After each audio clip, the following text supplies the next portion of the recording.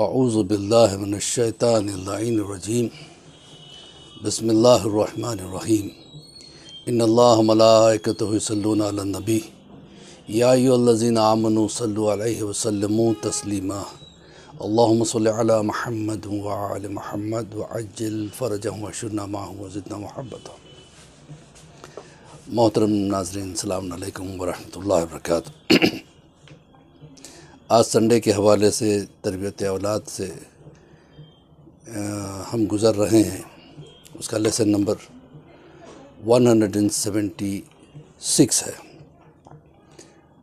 اور ہماری گفتگو مختلف ٹاپکس پہ ہوتی رہی ہے، اور ماشاءاللہ آپ کے بڑے پیارے رسپانس مجھے ملتے رہتے ہیں، برابر آپ میسیجز کر کے ہمت افزائی کرتے ہیں، ورنہ میں کیا اور پھر یہ ذمہ داری کیا۔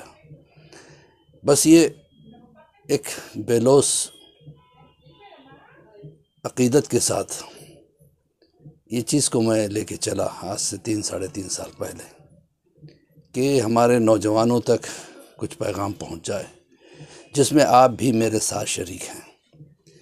میں ویڈیو اپلوڈ کرتا ہوں اور آپ تک پہنچاتا ہوں، اور آپ دوسروں تک پہنچاتے ہیں، یہی آپ کی اپنی ذمہ داری ہے اور آپ کا بڑا احسان ہے۔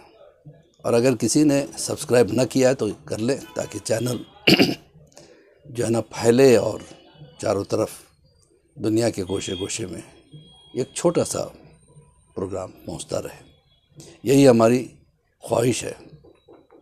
اور پروردگار عالم ہماری اور آپ کی اس کوشش کو، اس محنت کو رائگاں جانے نہ دے۔ انشاءاللہ آخرت میں یہی انشاءاللہ بخشش کا سامان بھی بنے گا۔ تو میرے عزیزو، آج گفتگو اس بات سے جاری کرنا چاہتا ہوں کہ پروردگار عالم نے ہمیں بچپنا بھی دیا، جوانی بھی دی، بڑھاپا بھی دیا۔ ہم بڑھاپے کے منزل میں آ ہی چکے ہیں، اور کچھ ہم سے زیادہ بزرگ ہو گئے ہیں۔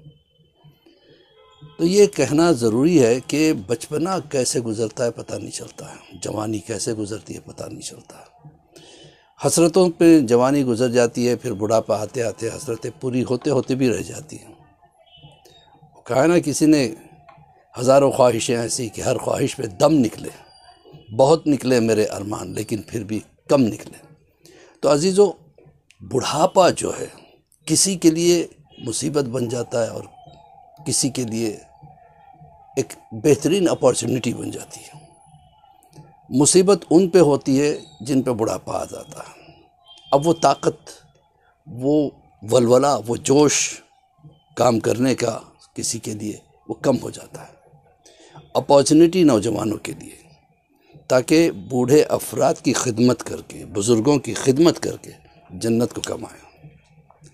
جنت کمانا بہت آسان ہے، خدمت کے ذریعے سے۔ اپنے بزرگوں کا احترام کریں، کیونکہ یہ بزرگ کب تک رہیں گے؟ اپنے زندگی کے آخری دن گنتے رہتے ہیں۔ میں بتاؤں کہ ایک واقعہ جس کو میرے کسی دوست نے بھیجا تھا، بڑا پیارا لگا تو میں اس کو کوٹ کر رہا ہوں۔ ایک پوسٹ ماسٹر تھا، بہت سمجھدار، ساری زندگی اس نے محنت مزدوری کر کے کمایا، اور اس کے بعد جو ہے اپنے بچوں پر اس نے سب کچھ خرچ کیا۔ اس کے 2 بیٹے، ایک بیوی، ایک چھوٹا سا پریوار، 4 افراد پہ منتشر ایک چھوٹا سا پریوار تھا۔ اس نے اپنے دونوں بچوں کو IIT میں داخلہ دیا، اور جس سے وہ کامیاب ہو کے دونوں کو US میں، امریکہ میں نوکری آئی۔ دونوں مل کے 1 کروڑ کما رہے تھے انڈیا کے۔ تو آپ سوچیں، 1 کروڑ کمانے والے بچوں کا باپ کتنا خوش نصیب اپنے آپ کو سمجھتا ہو۔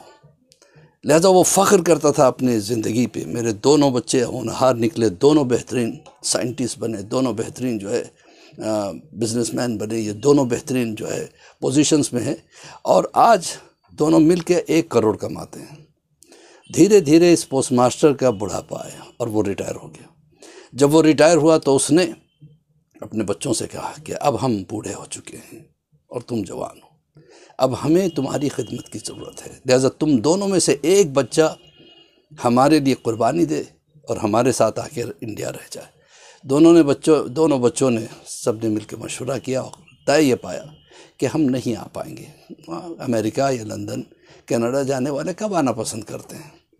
وہاں انہیں بہترین راحت بھری زندگی مل جاتی ہے کہ ابو ہم نہیں آ پائیں گے، بہتر ہے آپ یہاں آ جائیں. تو ماں باپ کو بچوں نے اپنے پاس بلا لیا کہ اتنے مہینے آپ ہمارے پاس رہیں گے، اتنے مہینے بھائی کے پاس رہیں گے. خیر یہ بیچارے نکل کے چلے گئے. یہ گاؤں کے رہنے والے شام ہوتے ہی ساتھیوں کے ساتھ بیٹھتے اور گپ شپ لڑاتے.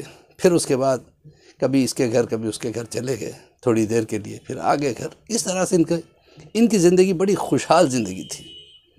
وہاں جانے کے بعد ان کا دل نہیں لگا، نہ ان کا کوئی ساتھی تھا، نہ ان کا کوئی دوست تھا، نہ ان سے کوئی ہمدردی تھی.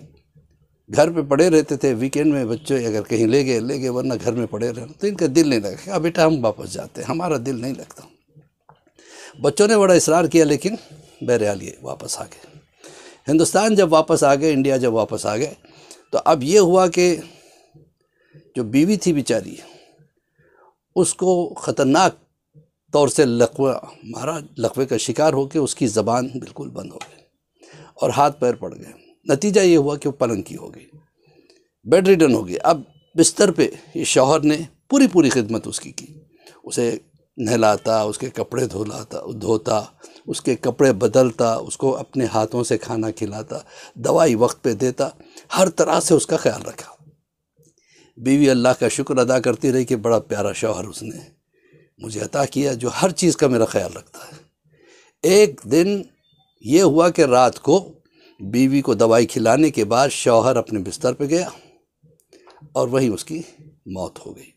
صبح جب بیوی اٹھی اور حسب معمول شوہر اٹھا وہ نہیں پایا تو انتظار کرنے لگی. حالانکہ ایک ہی کمرے میں دونوں سو رہے تھے، ایک پلنگ پہ یہ تھا، ایک پلنگ پہ وہ تھی.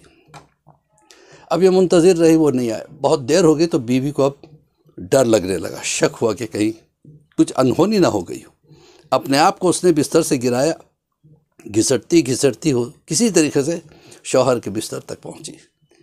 جب شوہر کو ہلایا ڈھلایا اور کوئی جواب نہ ملا تو اب اسے پتہ چل گیا کہ میرا شوہر اب اس دنیا میں نہیں رہا. اب نتیجہ یہ ہوا کہ اب کیسے کسی کو بلائے، نہ اس کی زبان چل رہی ہے، نہ اس کی آواز نکل رہی، اور ٹیلی فون ہال میں تھا. اب گھسٹتی ہال تک پہنچی. اس نے سوچا کہ پڑوسی کو نمبر لگاؤں.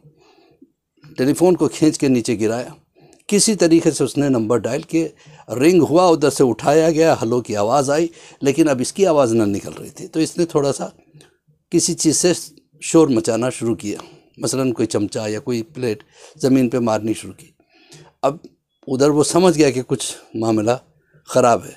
فوراً وہ پڑوسی نے سب کو جمع کیا، کہا کچھ پریشانی ہے، چلو دیکھتے ہیں.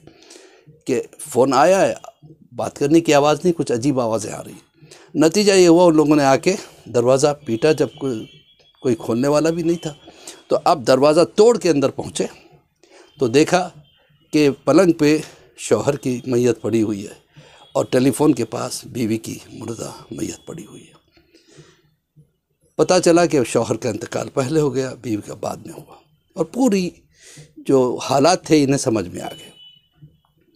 اب پڑوسیوں نے مل کے غسل و کفن دیا، جنازہ اٹھایا، لوگوں نے کندھا دیا، لیکن پھر بھی وہ دو کندھے یہاں موجود نہیں تھے جن کا ہونا سب سے زیادہ ضروری تھا.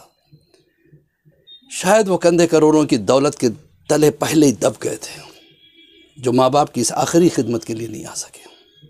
تو عزیزو، لوگ باغ لگاتے ہیں پھل کھانے کے لیے، بچوں کو حسرت سے پالتے ہیں، محنت سے پالتے ہیں، بہت مشکل سے پالتے ہیں تاکہ وہ بڑھاپے میں ایک سہارا بنے. لیکن بہت کم اولادیں ایسی ہوتی ہیں جنہیں یہ موقع ملتا ہے کہ اپنے ماں باپ کی خدمت کریں. باقی اکثر جو ہے نا اسی طریقے کی ہو بھی جاتی. کسی نے بہت خوب کہا ہے کہ مت تعلیم دو اولادوں کو چاند ستارے چھونے کی، مت تعلیم دو اولادوں کو چاند ستارے چھونے کی، چاند ستارے چھونے والے چھو منتر ہو جائیں گے، چاند ستارے چھونے والے چھو منتر ہو جائیں گے. اگر دے سکو تو تعلیم دو قدموں کو چھونے کی، مٹی سے جو جڑے رہیں گے وہی رشتے نبھائیں گے. تو عزیزان محترم، اولاد ماں باپ کے کام نہ آئے تو پھر وہ اولاد کیسی؟ ماں باپ بوڑھے ہو جاتے ہیں تو اللہ اولاد کو ایک موقع دیتا ہے کہ وہ جنت کمائیں۔ لہذا اپنے ماں باپ کا خیال رکھنا، جس طریقے سے اسلام کیا کہتا ہے، پروردگار تو میرے ماں باپ کو ایسے خیال رکھ کما ربیانی صغیرا، جیسے وہ مجھے خیال رکھتے تھے جب میں چھوٹا تھا۔ کسی نے بڑے پیارے اشعار کہے ہیں، وہ بھی مجھے کسی دوست نے بھیجے، جو میں آپ کے سامنے پیش کرنا چاہتا ہوں۔ سمے چلا پر کیسے چلا پتہ ہی نہیں چلا۔ سمے کہتے وقت کو، سمے چلا پر کیسے چلا پتہ ہی نہیں چلا، زندگی کی آپا دھاپی میں کب نکلی عمر ہماری یارو پتہ ہی نہیں چلا۔ کندھے پر چڑھنے والے بچے کب کندھے تک آ گئے پتہ ہی نہیں چلا۔ کرائے کے مکان سے شروع ہوا تھا سفر اپنا، کب اپنے گھر آ گئے پتہ ہی نہیں چلا۔ سائیکل کے پیڈل مارتے ہوئے ہانپتے تھے ہم اس وقت، کب سے ہم کاروں میں گھومنے لگے پتہ ہی نہیں چلا۔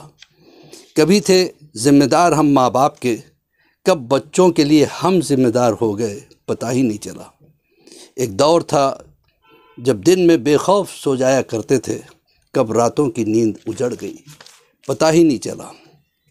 جن کالے گھنے بالوں پر اتراتے تھے کبھی ہم، کب سفید ہونا شروع ہو گئے پتہ ہی نہیں چلا۔ در در بھٹکتے تھے نوکری کی خاطر، کب ریٹائر ہو گئے وقت کا پتہ ہی نہیں چلا۔ بچوں کے لیے کمانے اور جمانے میں اتنے مشغول رہے، کب بچے ہوئے ہم سے دور پتہ ہی نہیں چلا۔ بھرے پورے پریوار سے سینہ چوڑا رکھتے تھے ہم، کب پریوار ہم دونوں پر سمٹ گیا پتہ ہی نہیں چلا۔ اب سوچ رہے تھے اپنے لیے بھی کچھ کریں، پر شریر نے کب ساتھ دینا بند کر دیا پتہ ہی نہیں چلا۔ سمے چلا پر کیسے چلا پتہ ہی نہیں چلا۔ تو عزیزو، اس سے پہلے کہ وقت کی دھارا ہمارے ہاتھ سے چھوٹ جائے، وقت سے پہلے ہمیں پتہ چل جانا چاہیے کہ ہماری بھی کچھ ذمہ داری ہے۔ جن کندھوں نے ہمیں اٹھایا تھا، جس گود نے ہمیں سنبھالا تھا، جن ہاتھوں نے ہمیں انگلی پکڑ کے چلنا سکھایا تھا، ان کی خدمت کر کے اللہ کے قریب ہو جائیں، یہ ہماری تمنا ہونا چاہیے۔ اسی کے ساتھ مولوی عباس علی خوئی کا سلام قبول کریں۔ پروردگار عالم ہمارے تمام اعمال کو قبول فرمائے، ہماری گناہان کبیرہ اور صغیرہ کو معاف فرما دے، ہمارے والدین کو حیات دے اور صحت دے۔ اگر وہ دنیا سے گزر گئے تو انہیں جوار رحمت میں جگہ عنایت فرمائے، ان کے گناہان کبیرہ اور صغیرہ کو معاف فرمائے، اور ہمارے بچوں کو توفیق دے کہ وہ ہماری خدمت کرے، اور ہمیں توفیق دے ہم اپنے والدین کی خدمت کرے، اور امام زمانہ کے ظہور میں تعجیل عطا فرما پروردگار بحق زہرا و ابیہا و بال و حبر۔ اللہم صلی علی محمد۔